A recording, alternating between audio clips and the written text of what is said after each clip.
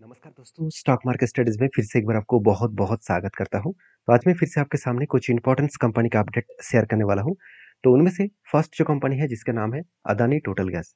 देखिए Adani total gas जिसको हम लोग एटीजीएल नाम से जानते हैं। सबसे पहले इस कंपनी के ऊपर जो लोगों का कमेंट्स था कि सर कंपनी लगातार गिरते क्यों चले जा रहा है, क्योंकि कंपनी को तो ऊपर जाना चाहिए था। देखिए ऊपर जाना चाहिए था, ये तो हम लोगों को सोच है, मगर उस सोच में कंपनी ऊपर नहीं जाएगा। सबसे पहले देखना है कि कंपनी में सही में सब कुछ ठीक-ठाक चल रहा कि नहीं चल रहा है। अ, तो वो सबसे पहले देखना है। तो चलो एक बार सबसे पहले वो देख लेते हैं। जैसे कंपनी का वैल्यूएशन, अगर मैं सेक्टर वाइज़ बात करूँ तो देखिए जो गैस डिस्ट्रीब्यूशन जितनी सारे कंपनीज़ है, उनमें से अदानी टोटल गैस इंडिया के सेकंड लार्जेस्ट कंपनी है और प्राइवेट कंपनी के हिसाब से इंडिया के फर्स्ट लार्जेस्ट कंपनी है। अगर मैं इस कंपनी के बाकी सारे कंपनीज के पी रेशियो से कंपेयर करूं तो एवरेज पी रेशियो निकल कर आ रहा है 18 और कंपनी का पी रेशियो आ रहा है 139। और कंपनी का सेल्स के ग्रोथ के बारे में बात करूं तो एवरेज सेल्स ग्रोथ आ रहा है 7 और कंपनी का सेल्स ग्रोथ आ रहा है 8.47%। प्रॉफिट ग्रोथ के बारे में बात करूं तो एवरेज 29% और अदानी ग्रुप टोटल गैस के ऊपर 14% के आसपास। मतलब कंपनी के ऊपर जो सेल्स का ग्रोथ है वो सेल्स का ग्रोथ थोड़ा सा और प्रॉफिट ग्रोथ थोड़ा सा पॉजिटिव होने के बाद भी कंपनी इतना ज़्यादा वैल्यूएशन हाई हो चुके हैं जिसके कारण कंपनी के ऊपर प्रेशराइज है। तीसरी बात, कंपनी के खुद के अगर पीवीसी के बारे में बात करूं तो एक टाइम कंपनी का पीवीसी चला गया था करीबन 900 के आसपास, 850 के आसपास। वहां से करेक्शन होकर कहाँ तक आ चुके हैं, 139। मतलब कंपनी का जो पीवीसी है वो लगातार गिरते चले गए और लगातार गिरने के बाद ही यहाँ पे एक प्रेशराइज बनता हुआ देखने को मिले। तो देखिए कोविड में जो लेवल था, कोविड में लेवल में इसका पी रेशियो था 25 के आसपास और बीच में 100 तक भी आए थे। तो कंपनी के एवरेज पी रेशियो निकल कर है 170 और कंपनी का पी रेशियो दिखा रहा है 140। मतलब कंपनी खुद के पी रेशियो के हिसाब से ठीक ठाक है। अभी इस हाई वैल्यूएशन कंपनी के ऊपर लोगों के मन में तो बहुत सारा डाउट रहेगा ही। तो अगर मेरे ओपिनियन आपको बोलूँ तो मैं हमेशा हाई वैल्यूएशन कंपनी के ऊपर काम नहीं करता हूँ। हाँ, अगर कंपनी का प्रॉफिट ग्रोथ ठीक-ठाक हो रहा है, सेल्स ठीक-ठाक हो रहा है, उसके बाद कंपनी का वैल्यूएशन थोड़ा-सा हाई है, तो उसके लिए मैं अलग से सोचता हूँ। चलो वो भी दिखा देता हूँ। देखिए, सेल्स देखा जाए तो कंपनी का सेल्स तो हुआ, मगर पिछले सालों की तुलना से सेम टू सेम सेल हुआ। एक्सपेंस मिटाने के बाद नेट प्रॉफिट 150 से लेकर 170 करोड़ बने। मतलब नेट प्रॉफिट के हिसाब से बात करूँ तो कंपनी का नेट प्रॉफिट जो है, वो भी 150 से लेकर 170 करोड़ तक बन चुके हैं। मतलब कंपनी की जो प्रॉफिटेबिलिटी ग्रोथ है वो देखा जाए तो नेट प्रॉफिटेबिलिटी जो ग्रोथ है वो थोड़ा सा यहाँ पे पॉजिटिवली देखने को मिला। अभी कंपनी के नेट प्रॉफिट के साथ साथ कंपनी का बैलेंस शीट के बारे में बात करूँ तो कंपनी के रिजर्व भी लगातार बढ़ते चले गए और कंपनी का बोरिंग्स भी पॉजिटिवली यहाँ पे बोरिंग्स देखने को मिला।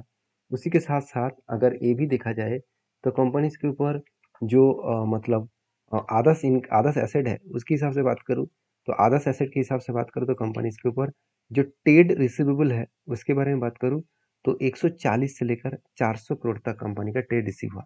मतलब इस बार कंपनी का हाईएस्ट ट्रेड भी रिसीव हुआ। कंपनी के हाथ में जो कैश है, वो कैश इक्विपमेंट के बारे में बात करूँ तो कंपनी के ऊपर जो कैश इक्विपमेंट है वो 450 करोड़ के हाथ में कैश है।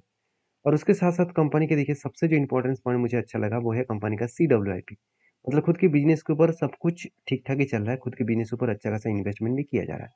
तो जब इतने सारे पॉइंट्स पॉजिटिव है तो क्या उस कंपनी के ऊपर कोई डर का माहौल होना चाहिए, कोई नेगेटिव पॉइंट्स सोचना चाहिए? तो मेरे हिसाब से तो नहीं। आपके हिसाब से क्या है? ज़रूर मुझे कमेंट्स करके बता सकते हैं।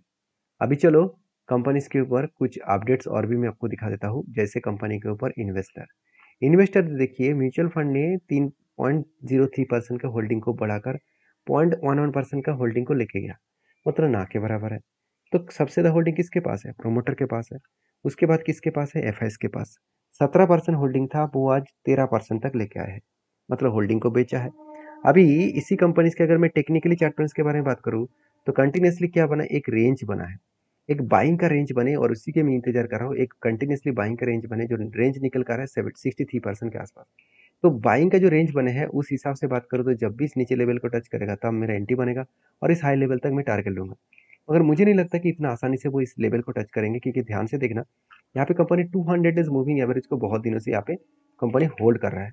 मतलब 200 डेज मूविंग एवरेज को ब्रेक भी किया है। इस ब्रेक के नीचे अगर क्लोजिंग होना स्टार्ट हो गया तो वो नीचे जरूर आएगा। तो आप कहेंगे सर मेरा हाई लेवल में बाई है और आप बता रहे हैं कि नीचे आएगा। देखिए मेरे बताने से तो कुछ होगा नहीं। हाँ, एक प्रेडिक्शन करके मैं चल रहा हूँ कि इस लेवल तक आए तो मैं कुछ डिसीजन जरूर लूंगा। देखिए, मेरे डिसीजन लेने के बाद इसका कोई भी गारंटी नहीं है कि यहाँ से ऊपर जाएगा, यहाँ से भी बिग क्रैश हो सकता है, कुछ भी हो सकता है। तो हमेशा तैयार रहिएगा। खुद के डिसीजन लेने से पहले ही आप एक बार डीपली रिसर्च करना, उसके बाद काम करना। नेक्स्ट जो कंपनी उसका नाम है एक्साइड इंडस्ट्रीज लिमिटेड। देखिए, एक्साइड इंडस्ट्रीज लिमिटेड के ऊपर एक बात मैं आपको कहना चाहूँगा।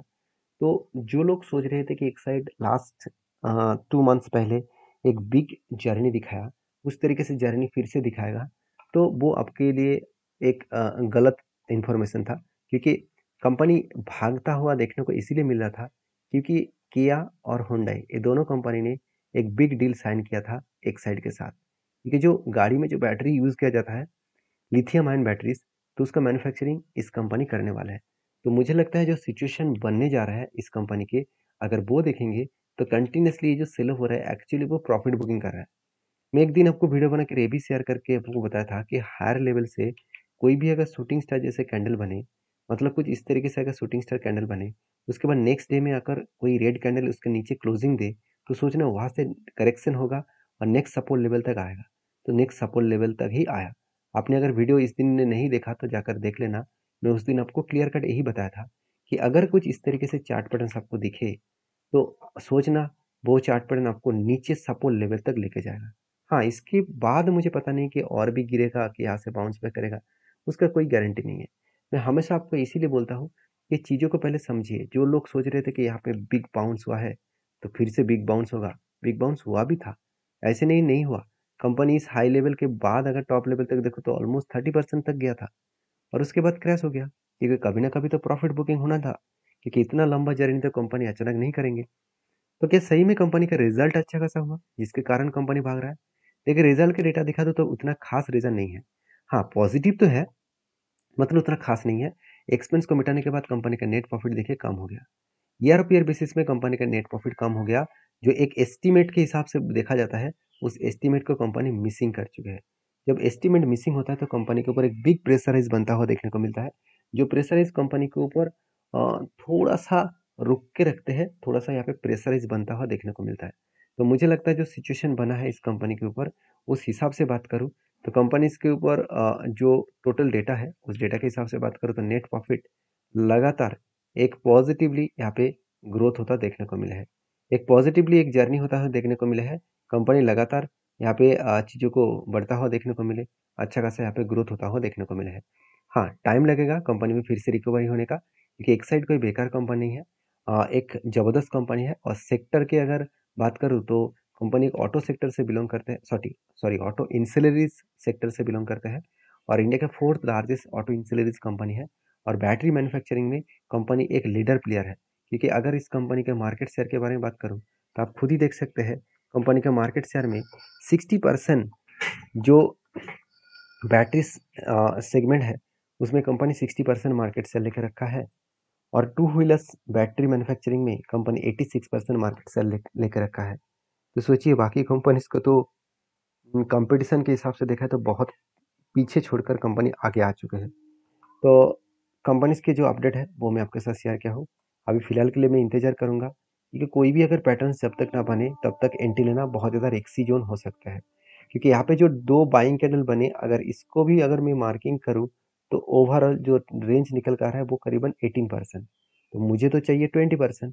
तो इस रेंज को मैं एज ए ट्रेड के हिसाब से नहीं लेने वाला हूँ। नेक्स्ट जो कंपनी उसका नाम है Motherson Sumi wirings limited. Finally Motherson Sumi wirings limited का रिजल्ट आ चुका है और जो आशा किया जा रहा था कि कंपनी की इस बार रिजल्ट अच्छा आएगा, सचमुच में देखा जाए तो कंपनी का रिजल्ट अच्छा है। ईयर ऑफ ईयर बेसिस में कंपनी शानदार सेल्स को बढ़ा है। मान लेता हूँ क्वार्टर्स को बीट नहीं कर पाया। एक्सपेंस मिटाने के बाद कंपनी का नेट प्रॉफिट 123 करोड़ से 149 करोड़ के आसपास देखने को मिला। मतलब बेस्ट तरीके से कंपनी का नेट प्रॉफिट देखने को मिला है और यही नेट प्रॉफिट कंपनी को आगे बढ़ाने के लिए काफ़ी रहेगा। तो क्या सही में कंपनी आगे बढ़ रहा है? तो उसके लिए कंपनी के टेक्निकली चार्ट पैटर्न देखना पड़ेगा। अगर मैं टेक्निकली चार्ट पैटर्न का आपके साथ शेयर करूँ तो आप खुद ही देख सकते हैं, कंपनी के ऊपर जो पैटर्न यहाँ पे बना था कुछ इस तरीके से। पहले कप बने, उसके बाद एक हैंडल पैटर्न क्रिएट हुआ था, ब्रेकआउट किया, बहुत टाइम लगाने के बाद फाइनली वो टारगेट को अचीव किया। अभी देखिए, जब भी कोई टारगेट अचीव होता है तो वहाँ से एक करेक्शन जरूर देखने को मिलता है, क्योंकि बहुत सारे लोग प्रॉफिट बुकिंग उस जगह पे करते हैं। तो प्रॉफिट बुकिंग होने के कारण सेलर का प्रेशर बढ़ जाता है और शेयर में करेक्शन भी हो जाता है।